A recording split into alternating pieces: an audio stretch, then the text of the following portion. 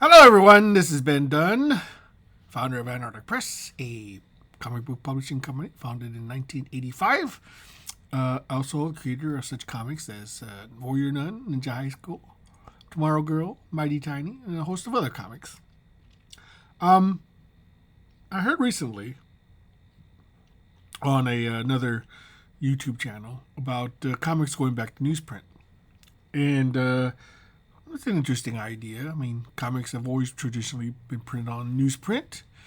However, I hate to break it to you, but it's highly unlikely that it'll ever happen. There's a couple of reasons why comics are no longer on newsprint. First and foremost, it's old technology. Newsprint uses huge giant rollers. It's called a web press. And basically, they get these huge rolls of newsprint paper that are rolled up like toilet paper. They're huge, big rolls. And they put them on these machines that roll them out, in huge volumes, and then they fold them and cut them. Now, this really only works because the setup is so labor and time intensive. Because on large print runs, that's how they were able to do comics cheap, is because they were able to print large numbers of copies. And when you go by volume, the more you print, the cheaper it gets. The setup cost, a lot of people don't know this, but the setup cost is the most expensive thing about anything. When you make anything, it's the time and effort it takes to set everything up.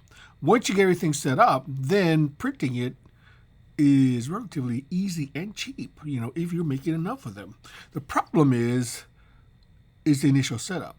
That's very expensive. Whether you're making toys, maybe you're making anything really, comics, and it's just the way it is. Now, the new technology is called sheet fed. Basically, all the paper is already cut into different sizes, and you just feed them like you would a printer on your desk. You just put the paper in the printer and it starts printing. That's basically what is called sheet fed press, and that's what everyone's doing nowadays. It's because it's easier, less time intensive, far cheaper than newsprint will ever be. And you can do low volumes. You can just put as many sheets as needed to print a particular comic or book. You don't have to worry about the initial setup and time, because you just say, you count the number of sheets you need, print away. Very simple. Also, the printing technology is different nowadays. We have different kinds of thermal presses, we have different inkjet presses, things like that. Back in the day, you had to use metal. For newsprint, you had to use these metal plates to print things. Of course, it changed over time, so it's less, but still, you have to set up the plates, and you had to run the sheet 4 times to get the 4 different colors. Now you don't have to do that anymore. It's just one sheet. You do all the stuff digitally, and it just prints it out. That's simple as that. The thing about it is that a lot of people don't realize it, but people think that comics should be cheap because of a set price. And it doesn't work out that way. The lower the print volume is, the more expensive per book it is. The more you print, the cheaper it gets. Now, the thing is that over the decades, paper prices have skyrocketed. It used to be paper was cheap. No problem. Paper was dirt cheap.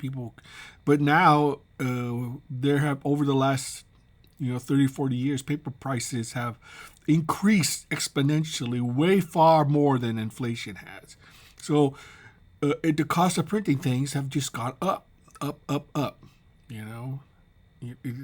thing about it is, when the base product gets expensive, then everything has to get expensive. The labor cost gets more expensive. Shipping is more expensive. The thing about a lot of people don't realize is that they think everything just magically appears in the store. A lot of people think that. I hate to break it to you, but all that stuff has to be made, manufactured, and shipped to get to the grocery store. When when you run out of something in a grocery store or any type of store, and the shelves are empty, it takes time for them to restock that shelf. It doesn't just appear magically until we get to the Star Trek universe where things get teleported, out of thin air. Things have to be shipped, and things need gas and oil, and the government controls that. The government is the one who controls how much oil and gas, how much oil you can get out of the ground. They make that rule. So the less oil you pump out of the ground, the more expensive it gets, if the demand stays the same. So when everything gets more expensive, if oil is more expensive and gas gets more expensive, when you have gas get more expensive, then shipping gets more expensive, and shipping gets more expensive, and all products get more expensive. Simple as that. Another factor, of course, is you pump more money into the economy. You think printing money, is an endless supply? No. When you print money, you put more into the system, then everything goes up. There's more dollars, so therefore, inflation. Now I'm not an economist, so don't hold me up there, but that's basically simple economics. Any high school student should know this subject. So, will newsprint come to comics? Highly unlikely. It's almost as expensive as the current sheet fed technology that we have nowadays. The only way it can get economically feasible is like you go to some of these other countries who still use web press. They may still have the technology and they may be able to do it. The problem is trying to find them, first of all. And they said, well, usually you still have to ship them. And after the cost of shipping and customs, it's really not that cheaper than regular current technology as it stands. And the thing about it is that, when paper prices go up, then the cost of comics have to go up. And when labor costs go up, to keep up with inflation, then of course, comic book prices have to go up. Now, per dollar, comics are a pretty good deal. Even at $4.99 for a standard 32-page comic, it's still a pretty good deal. Now, I can't say much for the content. The content is really what people are buying. They're not buying the paper. Okay, they're buying the content because, if people were just buying the paper, you don't have to print anything. It just be a blank thing, But people are buying the content. Think about it. You go to a movie, you spend $10, $15 to go see a movie. You watch it for 2 hours, and then what do you own? You own nothing. You own absolutely nothing. Oh, you've been entertained for a couple of hours, but then you don't leave with anything. You spend $40 on a new latest popcorn holder. You spent X number of dollars on snacks and stuff. Well, you got to eat. So that, at least you get a rebellious feel or something. But truth be told, you go to a movie, you pay for a movie, and what do you get out of it? You get some entertainment. That's what you get. That's what you're paying for.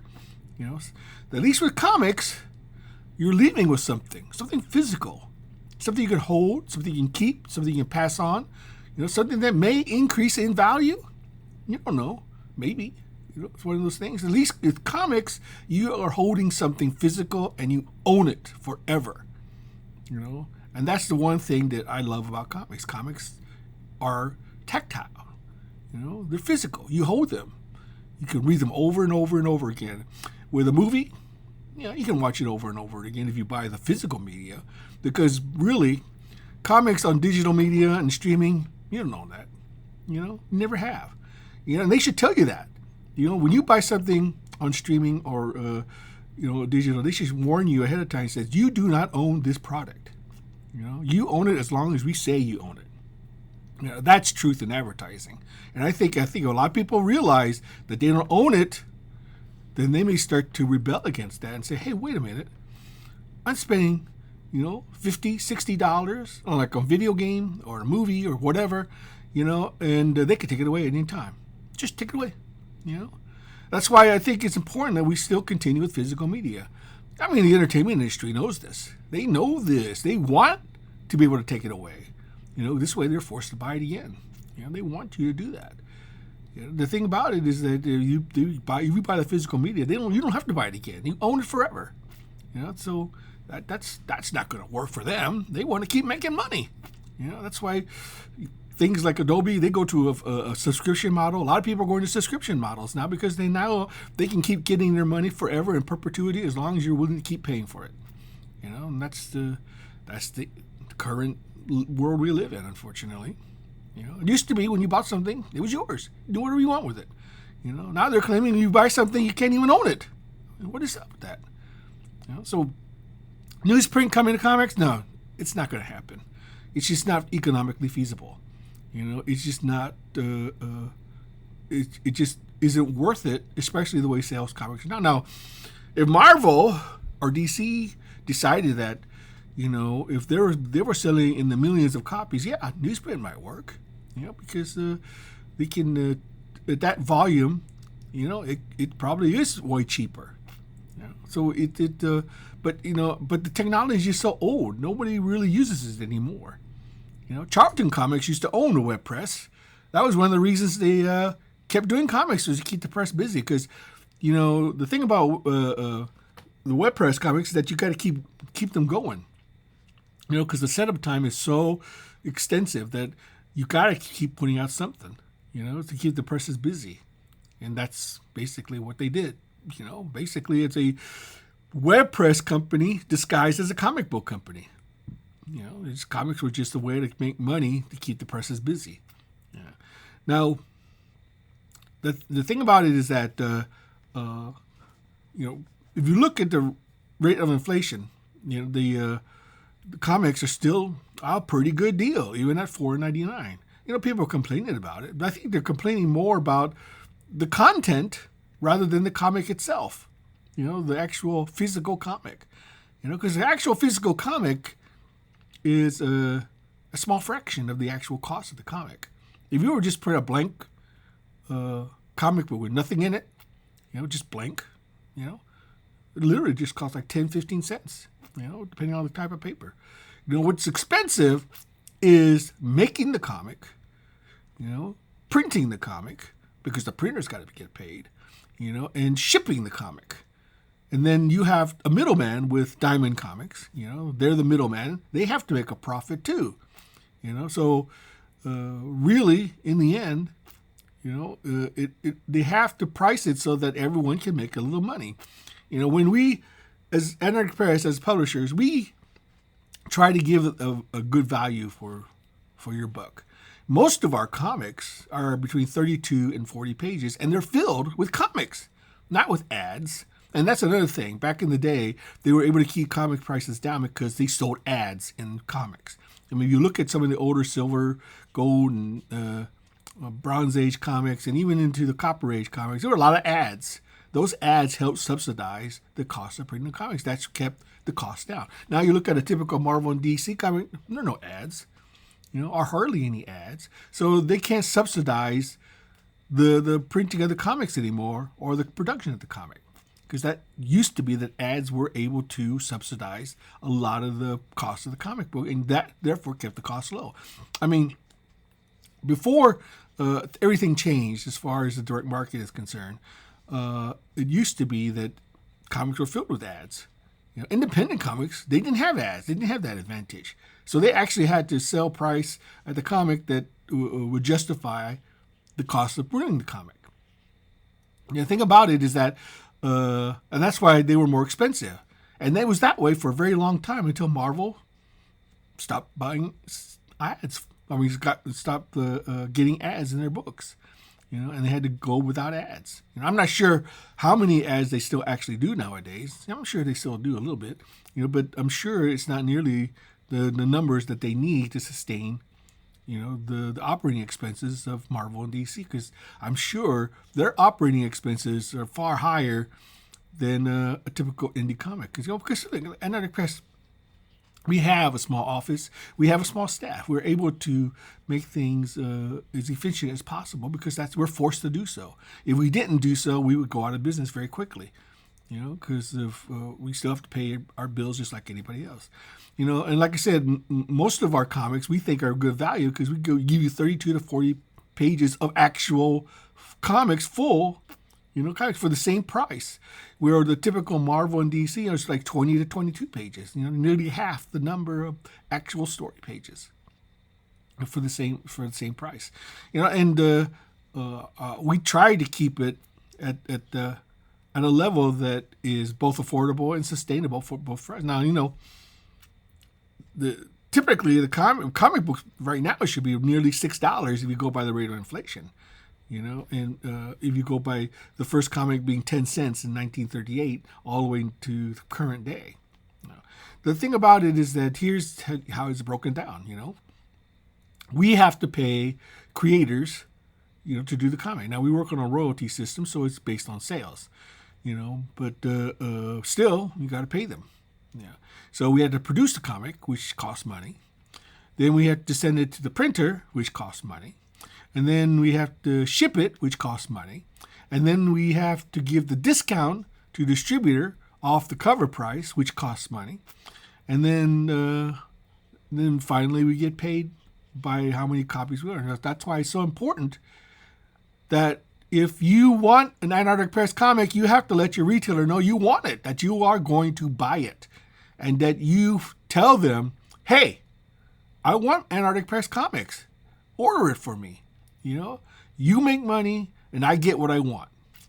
So, if your retailer is any type of decent retailer, he'll do it because you're willing to buy it.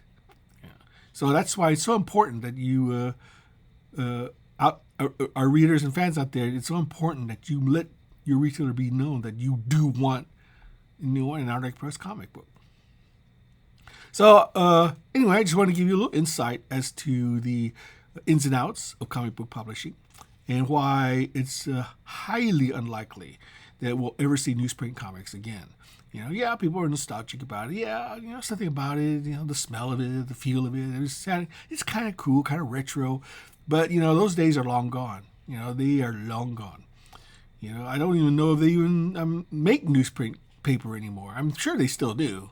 I'm pretty sure. And people still use newsprint for a lot of various things, I'm sure. But recently I priced newsprint with a printer that actually did newsprint, and it was no less expensive than the normal sheet fed comic book. So if using that to save money obviously doesn't work. Now I know that, I will say, hey Ben, well, what about Peter Simeti? He did newsprint comics for a while. And I said, that was fine. If he found a newsprint printer who was willing to do his comic book and he was able to sell it for dirt cheap, then great. But, quite frankly, we tried to find out how it was done, and we had no luck any information about that. So we, our attempt to try to get newsprint comics to print very inexpensively, failed on all fronts. For some reason, we were never told by alternative comics that how to get it done. And quite frankly, I don't know anybody. I mean, they offered the service, but I don't know of anybody who's actually taken advantage of it. I mean, if someone did, please let me know. I would like to know. Are they even still doing it? I'm not even aware that they're even still doing it. But and how has that been successful for them? I don't know how successful it's been. Has the lower price on their comics, have that translated into sales?